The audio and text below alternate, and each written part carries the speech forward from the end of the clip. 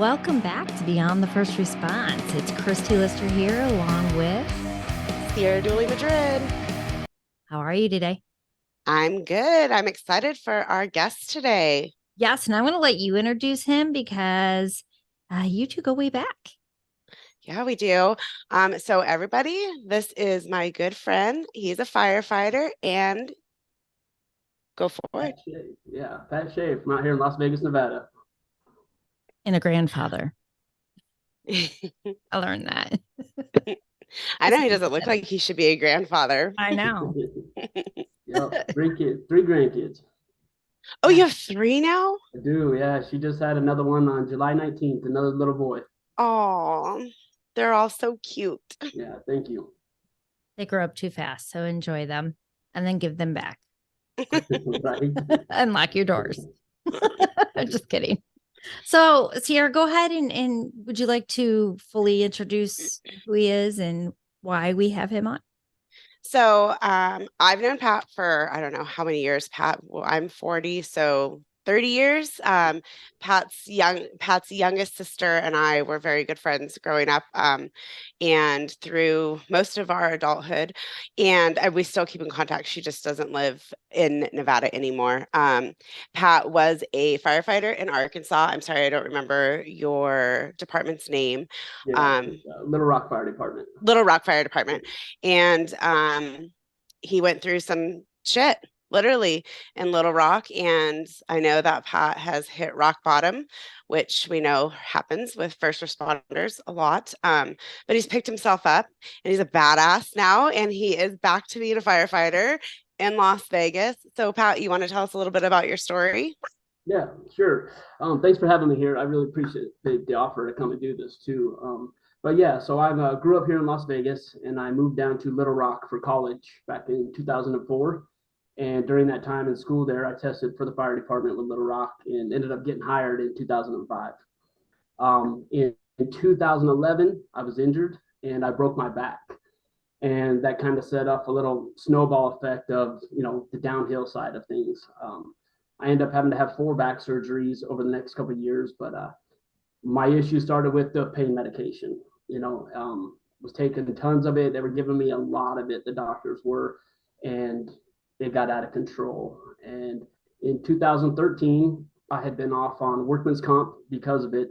And with the department back then, if you're off more than 2 years, the department can separate employment with you. You're not fired, you don't quit, but basically you can't return to work. So I ended up moving back to Las Vegas in 2013, and my addiction just spun out of control. It eventually went from pills to hard drugs, meth. Like that was my drug of choice. And I'd always drank growing up. I started drinking at a young age, like most people do in small towns. You get with your friends and do the thing. But drinking was a part of what I did as an adult as well. And everything that ever happened that seemed like that was in a bad or negative way came from when I was drinking. So when the drug abuse kicked off, alcohol was involved with that as well. And I found myself at one point with nowhere to go. I was literally homeless at one point, living in a town. I had moved back here to Vegas and in a little suburb right outside the city, in Boulder City, where we grew up as kids. And we know a lot of people out there. It's a small town, 15,000 people. And if you don't know a person directly, you know the person through somebody. And I found myself with nowhere to go. My addiction had got so bad and I was in such a bad way that I literally was hanging out and sleeping at the cemetery and in the desert right behind the cemetery because I had worn out my welcome with everybody. People that were selling me drugs and doing drugs with me didn't want me around anymore. My family had cut me all off and they knew they had to. Like I can look back at now and I'm very grateful for what happened because had nobody cut me off, I would have never had a reason to stop, right? Like people, you always have a place to stay. If you can get food in your belly and you find a way to get your drugs, like what are you going to get off the street for? And I found myself sitting in a cemetery on New Year's Eve, 2015, and fireworks were literally going off and I just broke down. That was my moment when I had whatever you want to call it, a come to Jesus moment where I knew this wasn't me. Well, hang on, guys, something just popped up on my computer.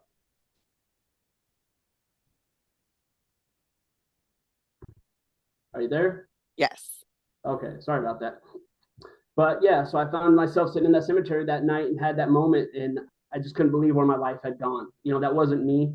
And so I made a phone call. I called up a guy that he was my first boss when I was a kid. I started working for him when I was 15 years old at a pizza place here in town, and he answered his phone, and he just happened to pick up, and he told me to come over to his house. So about 12:30 that night, I went over to my buddy John's house, and he ended up letting me sleep on his couch the next 2 nights and kind of get myself cleaned up and do what laundry I had. My clothes I just had stuffed into a garbage bag. And 2 days later, I ended up between him and another friend of mine, TJ. They drove me down, and I moved into a sober living house.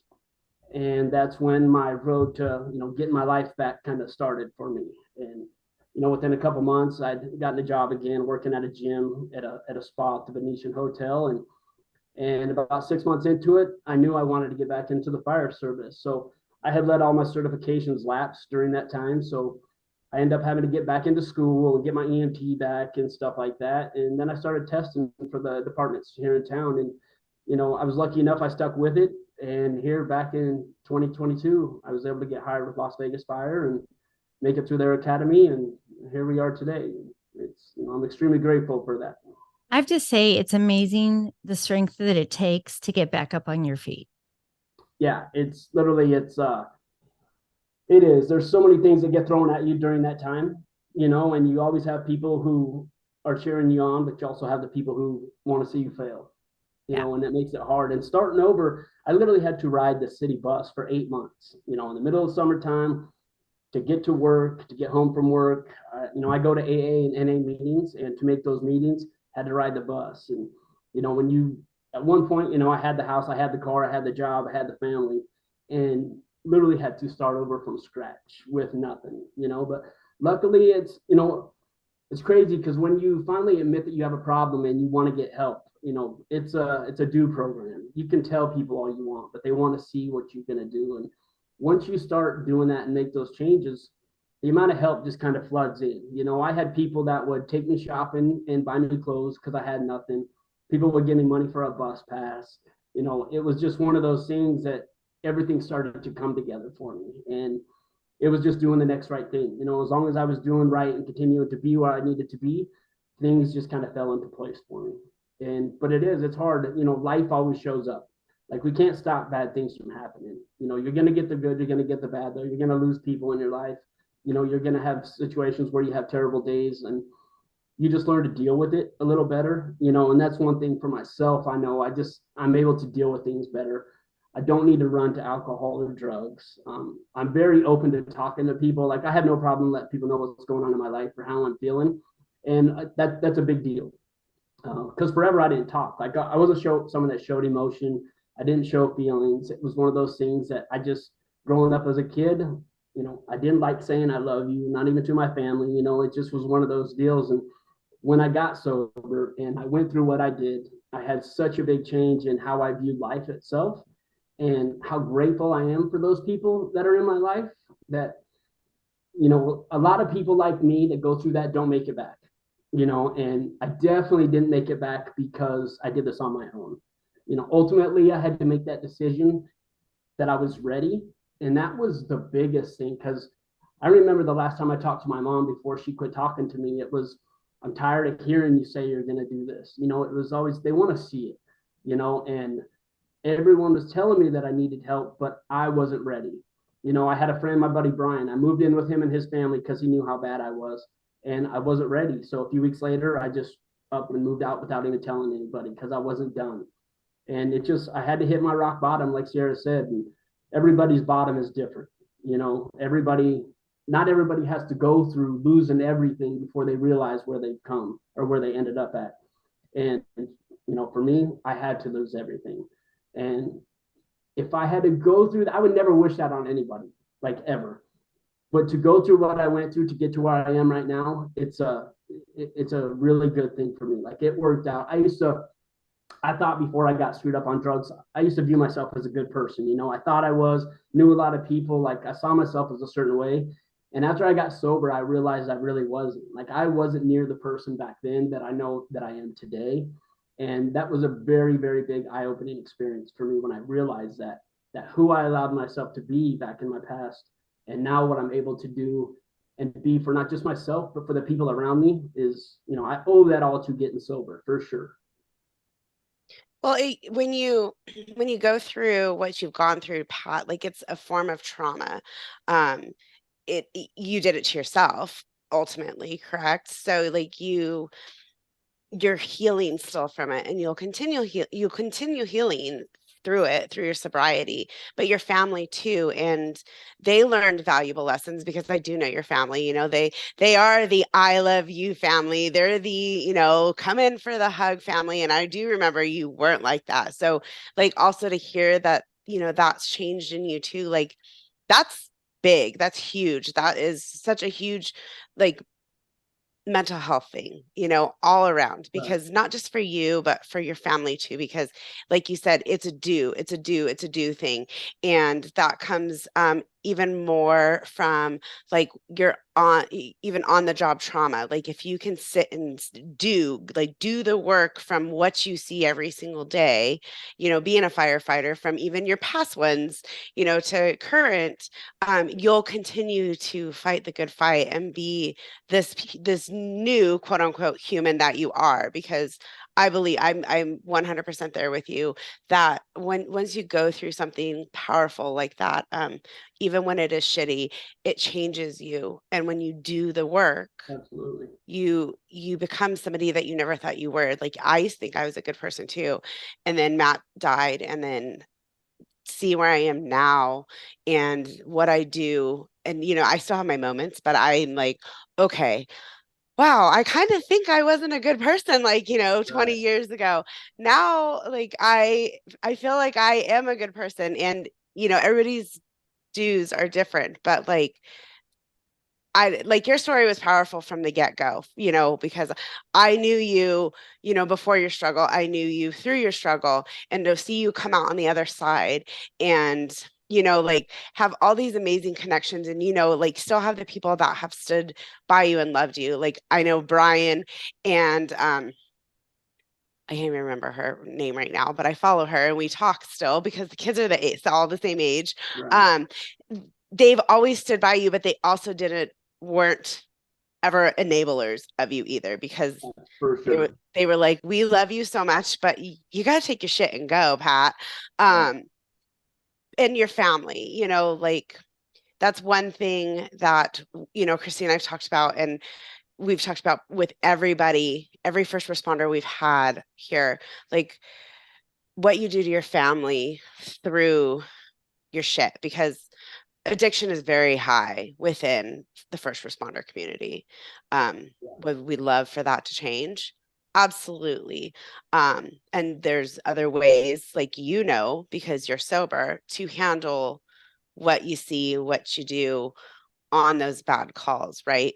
And that was why I wanted to bring you on, mainly to tell your story, because I think it's badass, like I said, but to also help get the word out that you don't have to turn to alcohol when coming off of that shit shift. Like there's so many other ways to release that bad, so to speak. I mean, Yeah. I know I've been very open about my year two, and I'll continue to say my year two.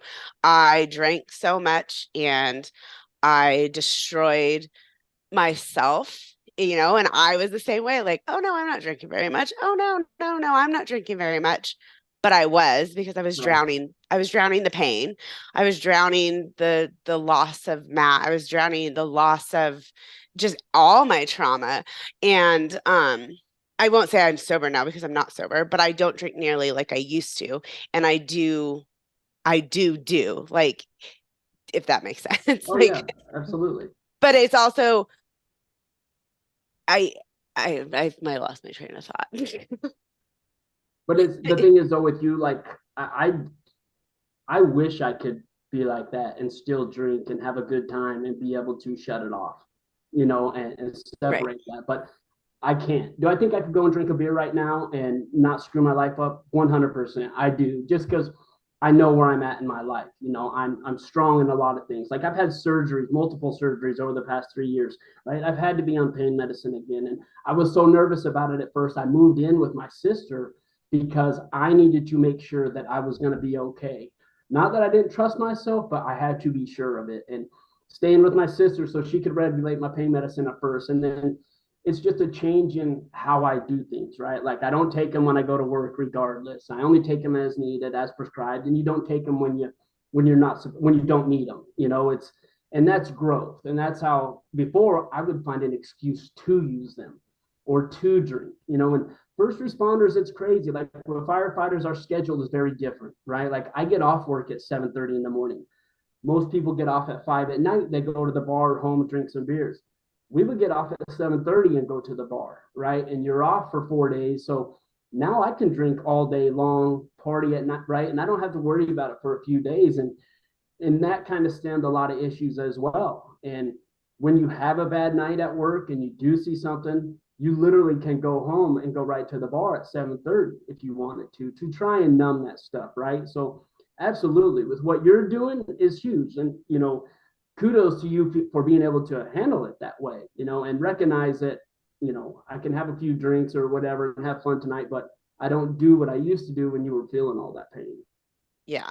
I mean, it's not easy. I mean, even we joked about it with Christy prior. Like, there is times where it's just like, oh, I need to be numb. And I say that not jokingly because we all know the extreme pain. But it also takes that do. Like, you have to not just do for people to see, you have to do for you. Like the do never ever stops for you. And that's my biggest thing is I've learned and I've learned talking with first responders is to be healthy, you have to be selfish too, right? Like 100%. you I have was to just be going to say selfish. that. The first and foremost, you Absolutely. said that to do for others, you have to do for yourself solely. And then the others fall, it falls into play with the others, because if you can't be accountable with yourself, there for yourself, you don't. And it's amazing. You've clearly gathered tools to cope properly, healthy Yeah. coping, right? And you took precautions, but it's also noteworthy to acknowledge that even though you had been through all of this, and often first responders will fear, I can't let them know that I had this drug addiction. I can't let them know that I had this drinking. I'm going to lose my job just as much as the thought of suicide or mental health, which all of that is mental health related. But you took it, you stood up, you're accountable. And when you're accountable like that, that's a strength that few people truly have. Right. And you nailed it on the head with first responders. A lot of people fear losing their job. They know it's out of control. They know they have an issue, but I can't risk losing my job. Therefore, I can't go and tell them I need help or ask for help. It's that, I believe, is one of the biggest problems that we deal with people in my line of work, for sure. But look at you, you went through it all and you then were rehired on another department. Right. So it says that they do see and understand. Oh, absolutely. And they do. And that's one thing that I've recognized. So I'm very open with my story. Like I put it on social media. I don't hide it, with anybody. And I've been very open with it about my current job. Like as soon as I started rookie school, like they all knew, because everyone likes to go out and have a good time. And right away they knew that I didn't drink. And I've had so many people on my job come to me that have just heard about it, that I'm just meeting for the first time, that want to know all about it because they know somebody that's struggling, or they may be struggling, or a family member at home is struggling. And that's the awareness that I love so much about it, is your story is going to help other people whether you know it or not. And someone seeing my story go through what I went through and to end up where I am shows people what's possible. Like I got a past, not just drugs. Like I got in trouble. I did things, that I had to, pay for, but like you said, I held myself accountable. I didn't hide it. Very open about everything I've done, and it is what it is. We live in a crazy world right now where everybody has a past. It is what it is. You're not getting the people that pretend that they don't. They're just lying to you, because everyone has a past in one way or another, and you're going to come into those situations where you fear, I can't let them know this, right? Like I don't want them to judge me. People are going to judge you no matter what. Right. But not sharing that story, someone needs to hear it. Somebody needs to hear that story. And that's why I just think it's so important for things like this, what we're doing right now, to let people know, like, you don't have to be ashamed of it. Like, things happen. Like, I didn't wake up one day and realize I'm going to be a drug addict, I'm going to get addicted and throw my life away. I got hurt doing the job that I love. Like, I was at work when I got hurt. The doctors that were treating me is where I started my drug addiction at. And I'm not blaming them. Like, I was in control. I was the reason I took it. I'm totally to blame for that. But it happened because of something that happened in my life. And it got me to where I ended up ultimately. And that's the thing with a lot of people. Like, guys get hurt at work, guys get put on prescription medication, guys do drink a lot. It is what it is. And then they find themselves in a situation where they know they need help, but they can't ask for it. In their mind, they can't ask for it because as society, we've shamed people for so long for having this, that you're frowned upon, you're looked differently upon, you can't let them know. And that's why they don't want to come forward. So this awareness with what you guys are doing, with me being able to share my story to people, it shows people that you don't have to go through that, because that just makes it harder. When you want help and you can't get help in your mind, you're going to numb yourself even more. Like, you're literally screaming inside that box waiting to get out, and you feel you can't. Because I've been there. Like, I remember getting to the point where I knew I needed help and I was so afraid to tell somebody because of the shame. I mean, I remember that moment saying to myself that this has gotten out of control. Like, I literally, my days were based around how many pills do I have left? How many days can I get through?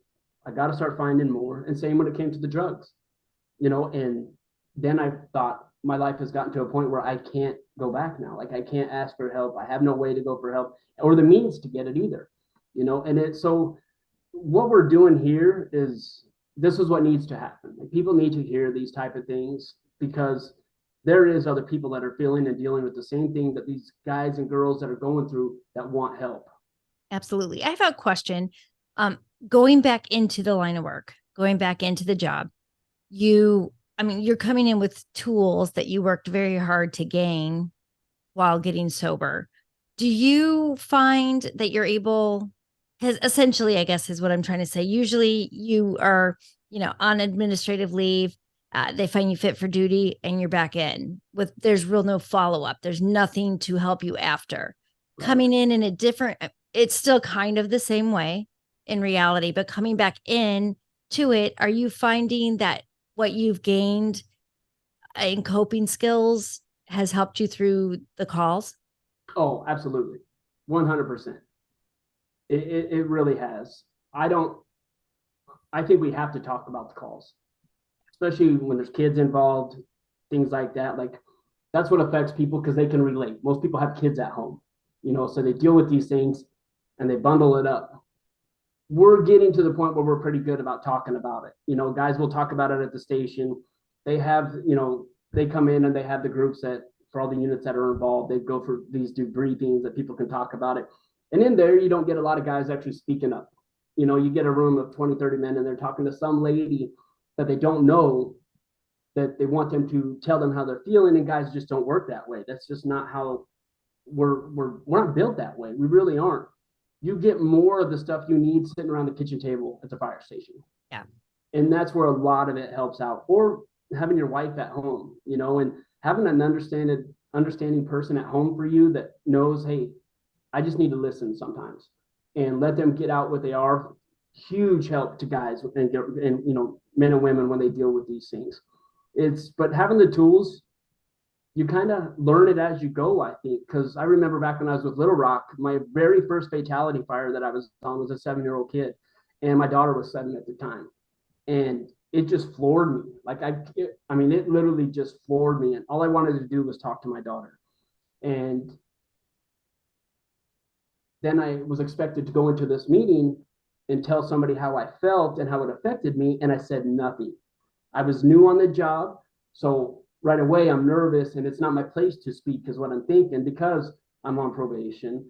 And then I just deal with it.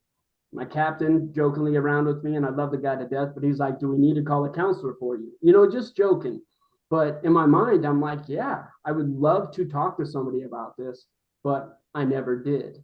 And those tools that people need, it's a lot of it's a personal choice, right? Like you're going to keep it inside or you're going to talk about it. And that's where men especially struggle with talking about things, period. Like that's just not the way we're built in a lot of ways, is to show emotion and talk about it. Firefighters and cops, you're supposed to help people out. Like that's what you get called when people are having their worst days. But who do we turn to when we're having a bad day? And things like this and the stuff that the departments are doing now to help their guys is really coming a long way, but it's not near enough for what needs to be done. The awareness needs to get out there, and what you guys are doing right here, like this is how we do it. Yeah, and just like going back and thinking like what you said about just how the go home and talk it out. Like that's where like we've learned our tools with talking with first responders, like even journaling, some are like, oh, I don't write, or, like we had in a previous episode, we had Tim Sears on, and he said like his decompression was like he takes a cold shower, which Christy's supposed to be taking cold showers, which I doubt she's doing though. I Because am not very long. I'm getting it there. it resets your mind, like you don't realize it, but he said like that's part of like their tools that they're teaching first responders is coming off that shift, and you get in, you take your shower, and then you stand in that cold shower, and it makes you literally stop and go. And sometimes that's all you need, Right. sometimes coming off of a shift, that's all you need.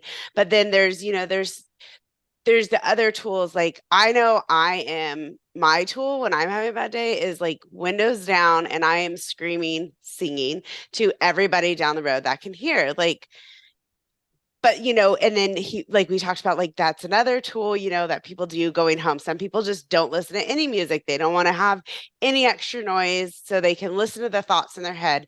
But like talking, like you say, talking, my phone number is always open to you, like if you have a bad day, because I would never want to lose another first responder to suicide, especially one that I know personally. I don't want to lose any. We know it's inevitable, right? Well, I'm not going to sit here and be a liar, so to speak. But I want you to know that my number is always available to you for a bad day. Like, I I I'm an advocate for mental health. I'm an advocate for our first responders. I am going to push Joe Lombardo to change Nevada. Nevada needs a change, and you are part of my change to help push me, further. And like I said, I want chiefs to recognize and to see and to know that, like you said, it's okay to not be okay. It's okay to have that shit pass. Who you are going forward, and the hard work that you do every single day for you should be way more than what's on a resume, like 100%. And I commend you, because there's not a lot of people out there, Pat, that could have done what you did. And I'm not saying you're old, but even at your age, like Yeah. there's not a lot of people that could have done it. And Yeah. you're badass. And Pat always did. Like somebody can sit here and watch this that's from our hometown and be like, yeah, that's pretty true about Pat Shea. But like your rock bottom made you better, right? Absolutely. And it changed you, and you're doing what you love still, and you're doing it with every single tool from your worst days. Yep. And that's commendable.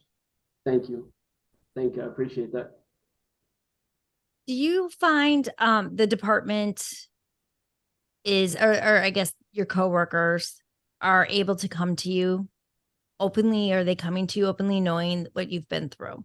Almost the peer support, but not peer support. Because often, like Ciara said, sometimes just talking is all you need. Probably 95% of the time, if they just get it off their chest, it's good.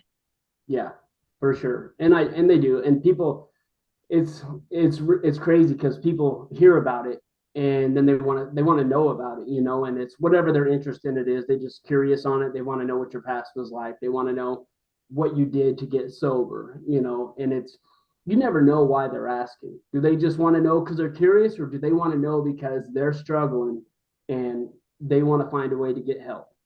And I don't ask anybody, like, do you have an issue or anything like that? Like, if somebody comes to me and says, this is what I'm dealing with, I 100% will drop everything. I know the people in town. I do a lot of speaking at these rehabs and these AA and NA meetings. And one of my really good buddies runs one of the detoxes here in town. And so I'm able to send people there if they need. Like, I've been on a call before and a homeless guy saying he wants help. And we were able to call over to West Care, and my friend Todd, he's like, I got a bed. So AMR, the ambulance company, came pick them up and transported them there, and that's because the guy I was working with knew my story and was like, do you think you know somebody? And I'm 100%. Like, and that's all it takes is somebody wanting help, and if someone on my job was to call me, it's completely confidential too. Like, I'm not going to run out and tell somebody, hey, so-and-so hit me up yesterday. They're struggling with a cocaine problem and they need some help. Like, I don't work that way. I think it takes a lot for somebody to come forward and say that they have an issue. And I think that's what keeps a lot of people from doing it as well. They're afraid that if they come to the department or to their job and tell them they have a problem, now the whole job's going to know, right? And now, the fire department is worse than a hair salon when it comes to the gossip. It's a petri dish of gossip. Oh, 100%. Like, by the time the story gets back around to you, it's changed 10 different times. And it couldn't be any more far off than what it is, So, and I think guys don't want people to think bad of them if they've had an issue, right? Oh my gosh, I worked with this guy. He was on cocaine that day, right? Well, no, you don't know that, but the guy wants to help, and now administration knows. So what do? Do they fire him? Do they send him for help? Do they give him some administrative leave to go get help? Is there help for him when he comes back? Right? Like, when I was in Little Rock, my engineer, actually, he had some drinking issues, and this was before I got hired there, but we used to take him and drop him off at an AA meeting on shift and come back and get him an hour later. And the job was okay with that. That's what needs to happen. Yes. Because you're at work for 48 hours, sometimes 72 hours, and sometimes that 1 hour meeting is what you need, like Ciara was talking about, to reset. I've had terrible days where literally you think about drinking, you think about drugging, you think about putting it all off and saying screw it all. And I've gone to a meeting and my whole day was changed because of something I heard in there. Or I've made a phone call to somebody and what they said on the other end of that phone changed everything for me. And now I'm back to who I am, and now I'm back to feeling good. And that's what we need with this career. I need to be able to call my battalion chief and tell him, Chief, look, I got this going on. This is what happened. I've been dealing with this. I need some help. And I need to know I can trust that chief to keep my problem between me and him and only involve the people that need to be involved. And that's it. If we got to put you on administrative leave for 90 days so you can go get some help, let's do it. But that's all people need to know. They don't need to know everything about this person. Right. And I think if people knew that, and that's what we had in place for them, when they know, like, if someone's struggling and they're contemplating suicide, or they're contemplating drugs and they've been sober and they're contemplating a relapse, that one phone call will change somebody's story in that moment. Somebody answers the phone, you might be able to help them. You don't answer that phone, you push them off to another person, you might push them down a road that they don't come back from. And that's what needs to happen. They need to be able to know that when I call this number, somebody's going to answer it, and I don't have to worry about them pushing me off to somebody else, because that's probably what I'm dealing with. I feel like I don't have anyone I can talk to anyways. And then the person that I'm told that I can call on this number now just pushes me off to somebody else. And that's all the confirmation I need that I was already thinking that I have nobody. You just confirm that for me. Right. Right. And it's, sorry, go ahead.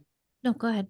Oh, I was just going to say, it's great that there is that firefighter line now too, the mental health firefighter line, because there was the cops line, but now there's the firefighter line. And I'll post it with the podcast, but I think there's actually a couple, along with 988, the crisis line, which is for any sort of crisis in anybody's life. But I know that there's a specific firefighter. There's, I think, 2 specific firefighter lines too, so our international, the IAFF, I didn't, if they had it back when I was in Little Rock, I didn't know about it, but I learned about it since then. They actually have their own recovery program now. So the International Association of Firefighters now has a program that helps firefighters that are struggling with addiction and alcoholism and things like that as well, which is huge. It's a big deal. And a lot of guys don't know about it. Even guys I work with now, when I talk about it, have never heard of it. They didn't know about it. And it's something I've reached out to them myself. Hopefully I hear back from them, because I want to get involved with stuff like that. Like, that's something that I just think would be amazing. I wish it was there back when I was in Little Rock and I knew that my stuff started to, get crazy and my life was headed down a certain road, because you do worry about the job. And I was worried about that. It's just knowing that something like that's in place for guys like me, and I can call them, and it is huge. And it needs to be just like this. So this is how we get it out there. People that have never heard of it, now hopefully they'll look it up and find out about it, and they can tell somebody that they know. And that's how we make the awareness, right? Is doing things like this and speaking about it and letting people know that they can call, and you're not going to get shamed for doing it. Right. I think it takes a lot for somebody to come forward. Like, absolutely. it takes so much for somebody to build up the guts to stand up and say, I have an issue, I want to fix it, I'm willing to do whatever it takes. That takes more courage than running into a burning building. It literally does. Like, that is a life-changing thing, that people, to build up that kind of courage and not worry about what anybody else is going to think about them, because you're going to get every bit of talk and rumors and stuff from all around you. It takes so much to put that out there, that we should not punish and shame people for doing that. And we have to have that conversation of, there are tools out there, there are places, because nobody asks questions because nobody wants to talk about it. Right. But as we're sitting here talking, the hotline, IAFF's program, things that people will say, I've never heard of it. I don't know. I didn't know it existed, because we're not talking about it. Mhm. Right. And that's having this conversation and being open like that, Pat. That's how we get it done. Like you Absolutely. said. And it's having that conversation openly with somebody every day. Mhm. Yep. With your kids, with your daughter. Obviously you probably had to rebuild a relationship, I'm assuming. Oh, With her? 100%. It's still not good. And I don't know if that will ever be back to the way you would want to see a father and his daughter. But all I can do is worry about me. I love my daughter with all my heart. Sorry, this can make me emotional. I'm sorry.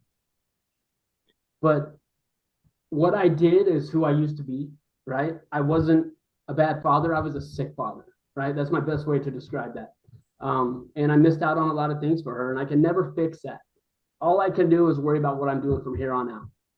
And I'm never the type to tell her she needs to get over anything, that she needs to move on with it. Like, I will never say that to her. That's her choice of how she handles things. I can worry about me. And that's like you talked about, the being selfish part. Like, this is where I'm selfish. I can only do what's best for me and treat people the way that I know how I'm supposed to. What you do with that, what you do with the past, is totally up to you. Yes. I've said my apologies, I've made my amends, and I've changed my behavior. And that's all I can do and try and build better from here on out. What she decides to do with that is her choice, and I have to accept that. I'm not okay with it. Like, it hurts because I don't talk to her. We don't speak right now, and that's very hard. But it's a choice that she's made, and I have to respect that. Like, she's an adult, and whether it's right or wrong, to her, it's the right thing to do. And as hard as it is, I have to respect her feelings and what she chooses to do. But I can't allow that to steer me off away, because it's hard. Trust me, if this was 10 years ago, I would be off and running to numb myself, and I would find reasons to numb myself. But I talk about this, like the guys at my work know about the situation. My family all knows about the situation, and all the people that are closest to me know about the situation with her. And that to me is huge, because I can talk about it. Because it does. I live alone, right? I'm a single guy. I live alone. So I spend a lot of time by myself. It's very easy for me to bottle all this up and allow this anger and this rage and this hurt to control what I do. But being able to call with these people and be open about it and talk about it and hear other people's things behind it, because a lot of times we think we're right. You know what I mean? As a former drug addict, like, I want things right now. I don't want to wait, and I'm supposed to get what I want. That's not how the world works, and we know that. But it's a reset for me in a lot of ways when I hear other people be like, look, you got to look at it from this point of view. She's, and this, and that's what I need to hear. Because a lot of the times we find ourselves with this tunnel vision of what we think things should be. when it's not really that way. You know, we have to look at it from other people's point of view, just like with family. You know, there's a reason. I don't know if you're familiar with the steps of Alcoholics Anonymous, like the 12 steps. There's a reason those steps are in order. You know, when people get sober, they want to go and say, make their amends to people right away. They want to go say, I'm sorry. Well, that's step 9. You don't do that till you get there. You got to go through all this other stuff to get you to that point where you're ready to then go and make those amends, right? And that's what you have to do in life in general. Like, I got to get to here before I can get to there, and hearing other people's their side of things and how they might see it keeps me grounded. And the truth hurts. It does a lot. The truth hurts, but I need those people in my life that tell me the truth. I don't need the sugarcoating. I don't need you to tell me stuff that's going to make me feel good. I need you to tell me stuff that's going to open my eyes to what's right, so I can build off of that.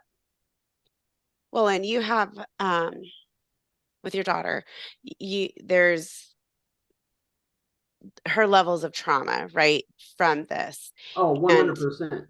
And I mean, my kids have their traumas. My kids have their traumas from my marriage. My kids have their traumas from Matt's suicide. And right now, my son doesn't speak to me. I mean, Christy knows that. My son doesn't speak to me. He's angry at me. Rightfully so. He's angry at me from my marriage. He's angry at me from his best friend. Matt was his best friend. He's angry, and like you, it's hard. It is so hard because you birth these kids. You want to fix them, right? Especially as a first responder, you want to fix, you want to make everything all good. But I've had to tell myself, they'll come when they're ready to. They have their own healing to get through, and they have to do their work to get to that place too. Like, so I am right there with you, Pat. Like, not talking to Tanner hurts so much, but he has to do his own work. I mean, he's going to be 18 in a few months. I don't know. Can you believe my son's going to be 18 already?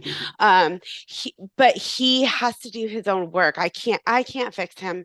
I can help give tools, but at the end of the day, if I'm doing my work, like you've done your work, we also don't need to sit around and be abused because they're in their turmoil still. And that's okay too.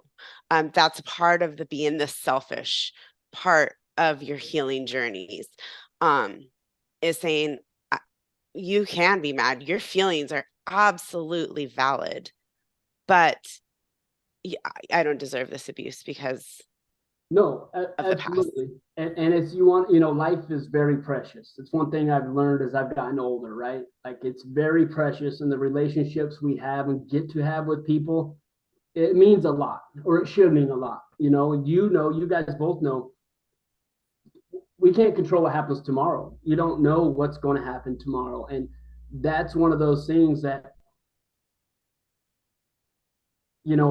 we're very limited on time, what we have here. You're talking about your son being 18 and growing up, how fast time goes by. Before you know it, he's going to be, 40 years old, right? You're going to be having grandkids.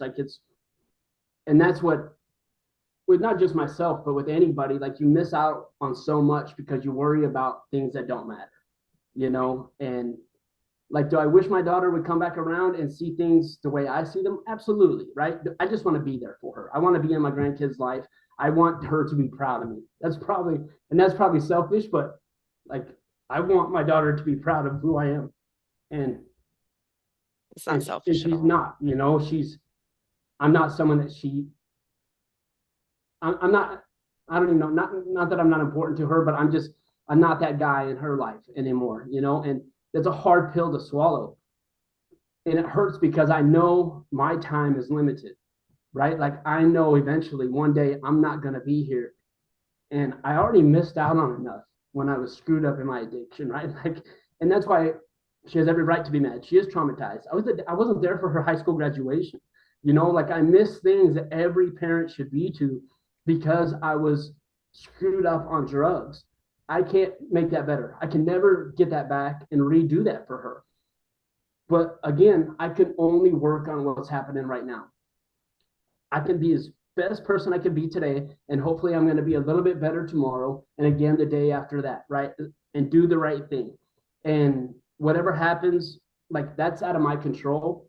That's in God's hands and whatever my daughter decides to do, right? And I don't want to see her go through something in the past that she's going to have regrets if that time ever comes to where she's going to be put through more trauma because of my relationship with her and what it was or what it wasn't, because that is trauma in itself. Like you said, like I caused my daughter trauma. Like I put her through a lot that she should have never had to go through. I have to live with that. Okay. And that's very hard for me as a person. Like I'm a protector. Like that's what I do, right? Like that's just my personality. I put her through that. She has every right to be mad at me however long she wants to. And I love her for being her own person. Like I'm not one to try and control her, even if I tried to. There's no way I could. Like she is her own person, and I love that she's that way, and she's gonna do what she thinks is best. Like a lot of us, right? A lot of people have issues with family. You're going through your own deal.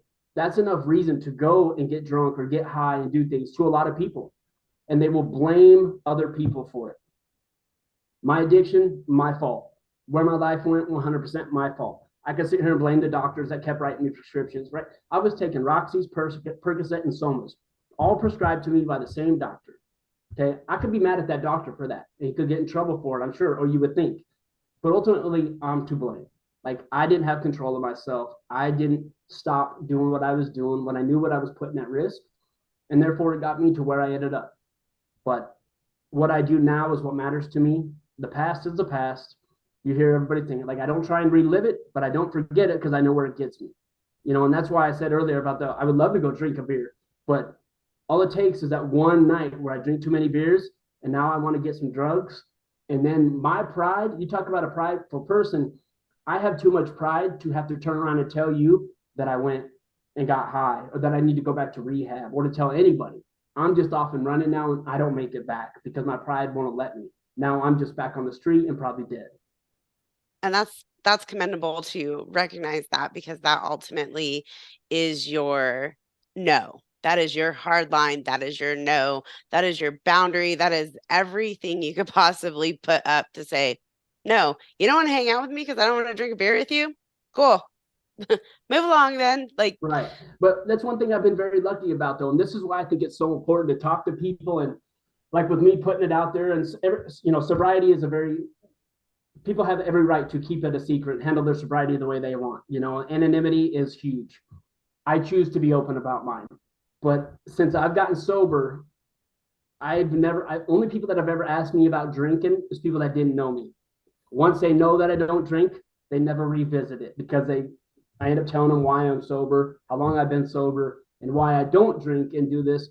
And I never get asked again. Like I go to bars and hang out with my friends. I go to parties. I do all kinds of events that I go to, and I don't ever get asked it. People don't ever try and entice me to drink and do that. And that's what I love about it. Like my friends and family are freaking gangster when it comes to that kind of stuff. Like they know what I've done to get to where I'm at, and they do not want to see me end up back where I did or to give up all the hard work that I put into getting where I am. Because like it was extremely hard. The hardest thing I've ever been through in my life was getting sober and making that decision.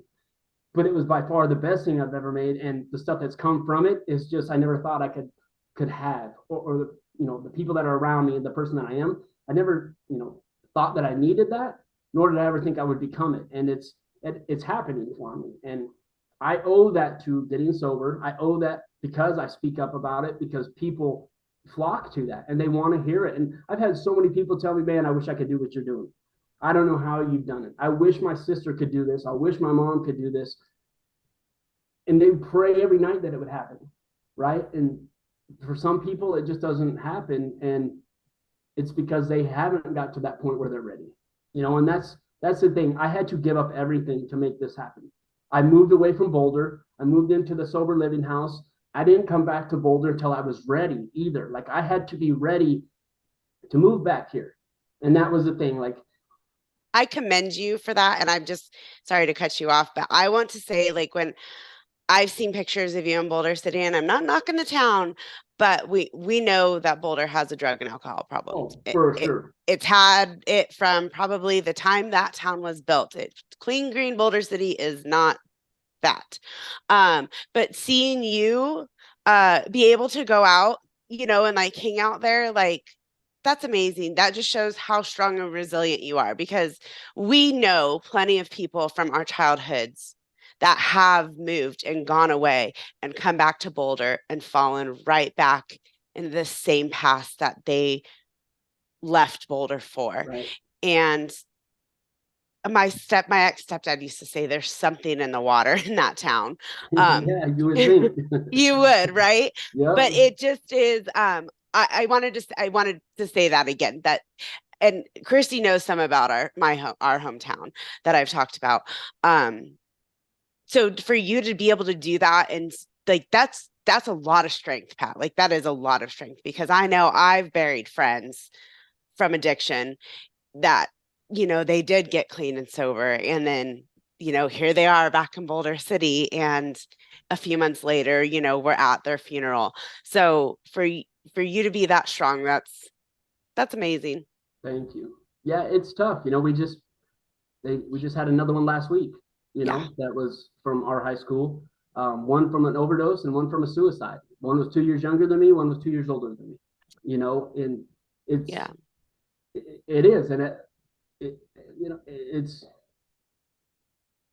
it's hard to, I think I was lucky to get sober when I did, because drugs now, the fentanyl problem and all these things it's scary. It literally is. I run on a lot of overdoses at work, a lot. There was a time when I went on 6 shifts in a row, running 2 a day. I ran on the same guy 2 days in a row.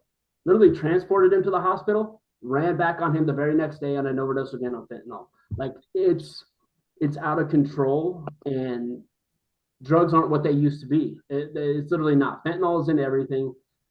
It's scary. It really is. It's scary to think that that's the stuff that's out there that kids are dealing with now, and what it's doing to their families.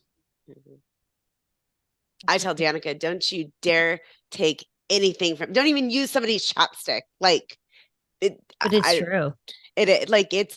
And her being a dancer too, like, they sit in the studio all night long. They're there for hours and hours and hours, and they get hungry because they're dancing.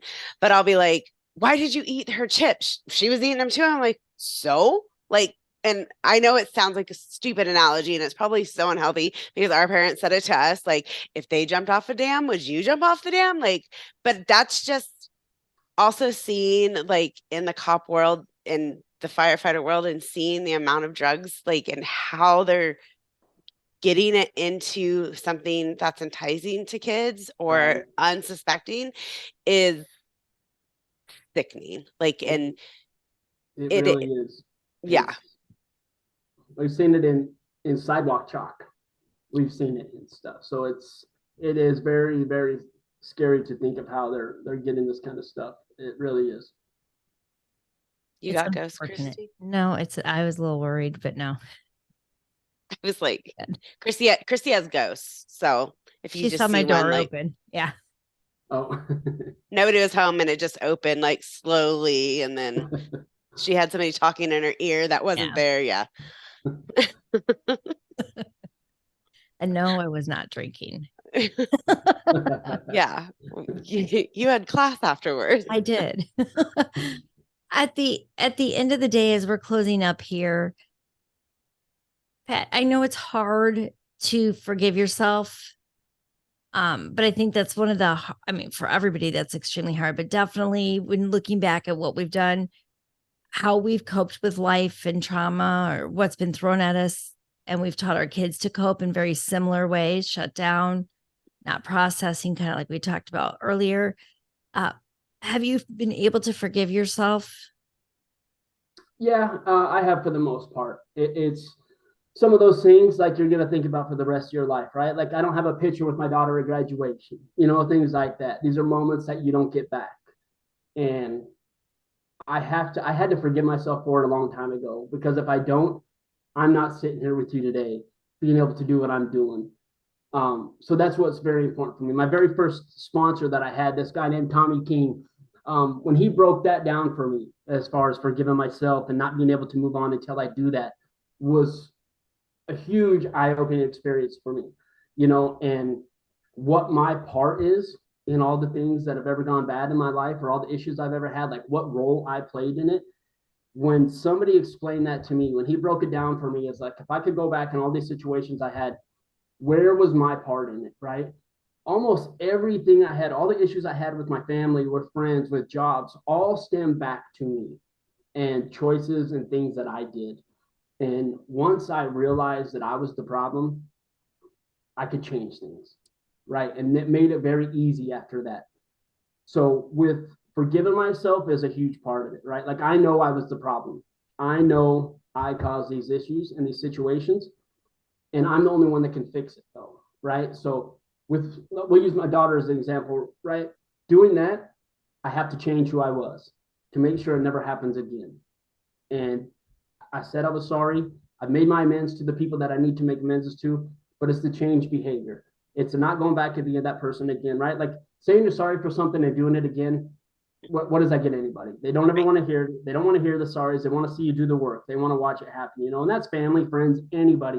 They just want to see you doing this. Perfect example, like people that I had wronged, people that I owed money to, things like that, that I reached out to. When I reached out to them to make things right, that was one of the biggest things for me. Was they didn't even want it. They just wanted me to keep doing what I was doing.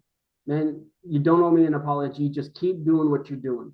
That's all that I want for you, right? And that was a big deal for me to hear that and see that, like, this guy owes me nothing. Like, I wronged them, and they're telling me, they're cheering me on to keep doing what I'm doing. And I think with more people, what you realize, that's what's out there, is people want to see you do well. People want to see you get your life back, get your kids back, get your job back. People want that for others. I don't think there's a lot of people out there who truly want to see others fail. And in this society that I live in, with the recovery and all that, we're cheering you on. Like, I want someone that is struggling to reach out to me, because I can't get you sober. I can't stop you from committing suicide.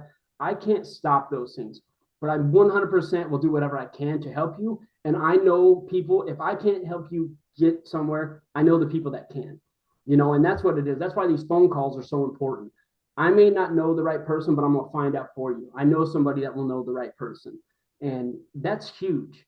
Like, that is a big deal when you have a resource that can get you the resources that you need. Right. And that's where this awareness comes into play. Like, and that's why it's so important for these jobs, for our departments, to be on the same page with their employees. Like, I need to know that my new chief is supporting me. If I, heaven forbid I ever relapse, but if I ever did, I need to know that this guy who runs my department is someone that's going to support me when I come to him and say, look, this is what happens. I am a good employee. I've done the right things, but I made a mistake. I'm in this situation. I need help. And he's going to be able to, let's do it, right? Like, I want you to get better because I care about not just you and your well-being, but I care about your family. I care about what goes on at your house. So let's get you taken care of. And that's what we need. Absolutely. Absolutely. And you're not alone. Got to have a conversation, got to let somebody know, but you're not alone. Absolutely. And that's the thing. You really aren't. There are so many people out there that want to help and answer. And it literally is. It's making that phone call and just having the courage to call somebody and tell them what's on your mind.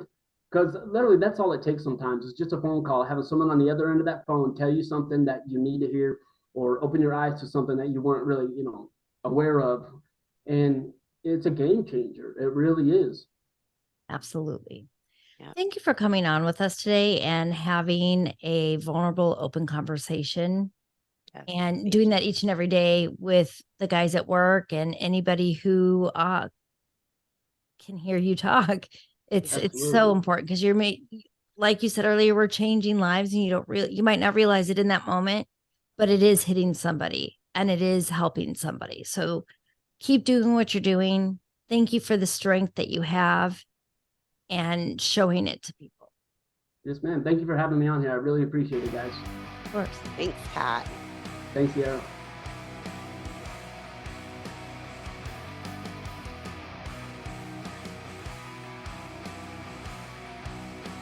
We are excited to be able to start our day with Badge Brew Coffee. Hey, Robin, did you know that Badge Brew has a new charitable badge, Collab Roast? Hey, Christy, I thought I heard that was going to happen. Yeah, it's called First Response Roast with a spicy, smooth, medium roast with flavor notes of spice cake and citrus undertone. Oh, that sounds amazing. And if that doesn't tempt our audience, a portion of the proceeds go to First Help. Oh, and don't forget, they're first responder family owned. Whether you're on day shift, night shift, or the shift of raising your family, Badge Brew has your coffee ready and waiting. So let me ask you, what's your badge of honor? Find out by going to badgebrewcoffee.com and order yours. If you want the First Response Roast, click on Charitable Badge Collab. I know I am.